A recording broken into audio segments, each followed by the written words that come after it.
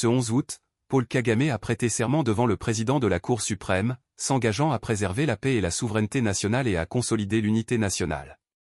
Plusieurs dizaines de chefs d'État et d'autres dignitaires africains ont fait le déplacement pour assister à la cérémonie d'investiture du président rwandais Paul Kagame, organisée ce 11 août dans un stade de 45 000 places bondé de la capitale, Kigali. Paul Kagame, 66 ans, a prêté serment devant le président de la Cour suprême, Faustin Ntiliayo, s'engageant à préserver la paix et la souveraineté nationale et à consolider l'unité nationale. Sa victoire à la présidentielle du 15 juillet ne faisait aucun doute. Il a remporté le scrutin avec 99,18% des voix, selon la commission électorale. Les défenseurs des droits humains ont souligné que ce score était une preuve forte du manque de démocratie au Rwanda.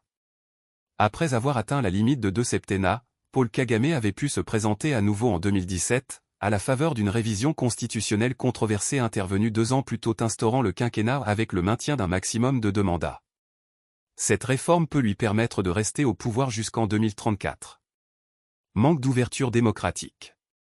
Paul Kagame est l'homme fort du Rwanda depuis qu'il a renversé, en juillet 1994, avec la rébellion du Front patriotique rwandais, FPR, le gouvernement extrémiste Hutu instigateur du génocide qui a fait, selon l'ONU, plus de 800 000 morts au sein de la minorité Tutsi. Crédité du spectaculaire redressement économique de son pays depuis, il est aussi critiqué pour le manque d'ouverture démocratique, les défenseurs des droits humains et l'opposition l'accusant de régner dans un climat de peur, d'intimidation, de détentions arbitraires, d'enlèvements et d'assassinats. Seuls 2 candidats avaient été autorisés à concourir contre lui à l'élection de juillet, les 6 autres, dont certains opposants très critiques de Paul Kagame, en ayant été empêchés. Frank Habineza, le dirigeant du seul parti d'opposition autorisé, le Parti démocratique vert, DGPR, et l'indépendant Philippe Mpeyimana ont obtenu respectivement 0,50% et 0,32% des voix. Un chemin vers la prospérité. Avec 65% de la population âgée de moins de 30 ans, la plupart des Rwandais n'ont connu que Paul Kagame à la tête de leur pays.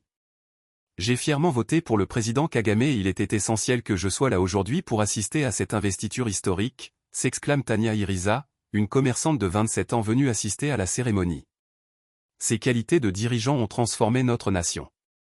Sous son régime, le Rwanda s'est relevé de son passé tragique pour tracer un chemin vers la prospérité, l'unité et l'innovation, estime-t-elle.